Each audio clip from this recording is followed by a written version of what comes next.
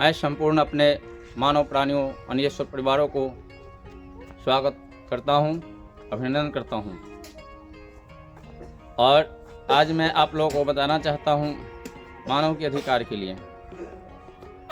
हम सारे मानव प्राणी की अधिकार की बात आती है तो संविधान में लिखा हुआ है। संविधान को हम लोग पढ़ते नहीं हैं, हमारे पूरे परिवार पढ़ते नहीं हैं, इसलिए उनको जानकारी नहीं होती है। एक हॉस्पिटल में जाने के बाद हमें कैसे अधिकार लेना है, थाना में जाने के बाद कैसे अधिकार लेना है, हमें स्कूल कॉलेज में जा कर के किस तरह से अधिकार को प्राप्त करना है, अपने समाज में अपनी समाज के विकास के लिए हम कैसे अधिकार प्राप्त करेंगे, ये सब चीज़ जानकारी नहीं होने के कारण एक मानव अधिकार का संगठन किया गया, जो मानव आयोग। आज मुझे मानवाधिकार का प्रदेश प्रभारी भी बनाया गया है।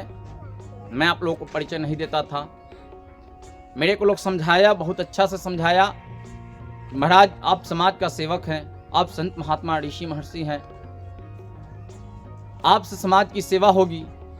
मैंने बोला उनसे बहुत अच्छा बात है, समाज मुझे बहुत सेवा करती है, परंतु मेरे द्वारा भी समाज को सेवा मिलना चाहिए। मैंने मानवाधिकार का प्रदेश प्रभारी का पद स्वीकार किया और अपने मानव समाज परिवार को सेवा में संलग्न रहा।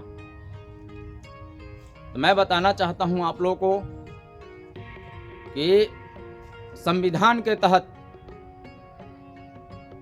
कानूनी विधि व्यवस्था के तहत हम लोग अपने अधिकार के लिए, किसी भी बात के लिए, अगर समाज में हमें जो अधिकार मिलना चाहिए, पंचायत लेवल पर हो, प्रखंड लेवल पर हो,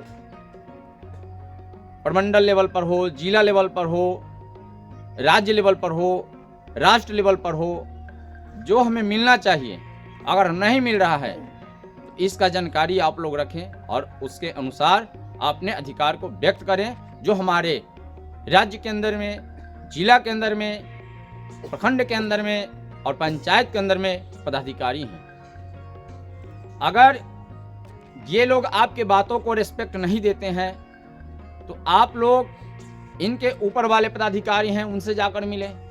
अधिकार लेने के लिए वहां पे गए हैं। जो सरकार आपको दे रही है, सरकार तो सब कुछ देती है, परंतु बीच में नहीं मिलने के कारण आप अधिकारहीन हो जाते हैं। उस अधिकार को प्राप्त करने के लिए बार बार रिक्वेस्ट करते हैं, और जब बार बार रिक्वेस्ट करने पर भी काम आपकी नहीं होती है तो मानव आयोग में अपना एप्लीकेशन, अपना विचार व्यक्त करें। वहां से आपको सुझाव दिया जाएगा, मदद किया जाएगा और आपका काम जरूर सफल होगा। हम सारे मानव प्राणियों का जो कमाई का हिस्सा होता है, वह हिस्सा का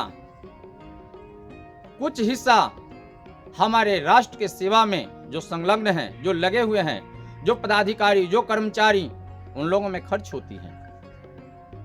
वो लोग पूरे मानव की सेवा के लिए ही होते हैं। सरकार गार्जियन बनकर यह मेहनत का मजदूरी देती है कि आप हमारे पूरे परिवार को, पूरे समाज को, पूरे मानव परिवार को देख रेख आप अच्छी तरह से करें। जो आवश्यकता हो वो सरकार कहती है कि मुझसे आप कहें। तो इस तरह का संदेश सरकार तक जानी चाहिए, सरकार के पूरे मानव परिवार के पास तक पहुंचनी चाहिए, और दोनों का आपसी मिलन होकर उस काम को पूरा होनी चाहिए। इस तरह के अगर काम होती है तब मानवाधिकार के अधीन होती है, जो पूरे समाज, मानव परिवार को सुख सुविधा पदाधिकारी लोग देते हैं।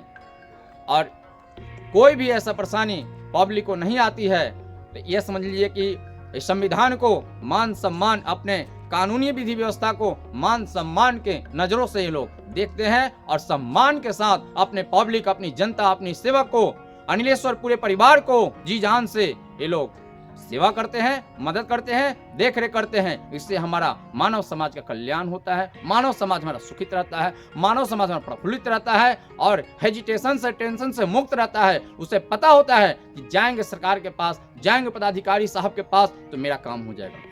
हॉस्पिटल में जाऊंगा तो हमें सेवा मिल जाएगी, डॉक्टर साहब हमें दवा दे देंगे, हमें अच्छी तरह से देख देंगे। अगर नहीं देखते हैं तो टेंशन का शिकार हो जाता है, डिप्रेशन का शिकार हो जाता है।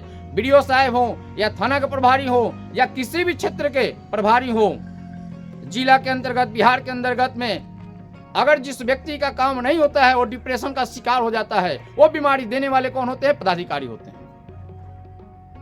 वो डिप्रेशन का शिकार होने के बावजूद भी अपनी इच्छा के पूर्ति के लिए कभी हमारे संसद भवन में, राज्य भवन में और जहां जहां जनता दरबार लगती है वहां वहां जाकर अपील करते हैं। क्यों?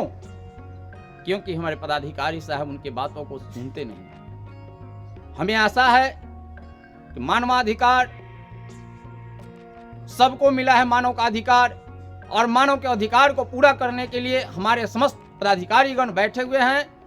वो अच्छी तरह से अपने समाज को चलाएंगे, अपने देश को चलाएंगे और देश की जनता को, देश के समाज को सुखित और प्रफुल्लित रखकर भविष्य को उज्जवल बनाएंगे। और हमारे भविष्य को इतना उज्जवल बनाएंगे कि हमारा भविष्य कभी, हमारा राष्ट्र गुलाम के कगार पर नहीं जाएगा। मैं इसी वाणी पर अपनी वाणी को विराम देता हूं। मैं समस्त मानव परिवार को धन्यवाद देता हूं, नमस्कार करता हूं, प्रणाम करता हूं।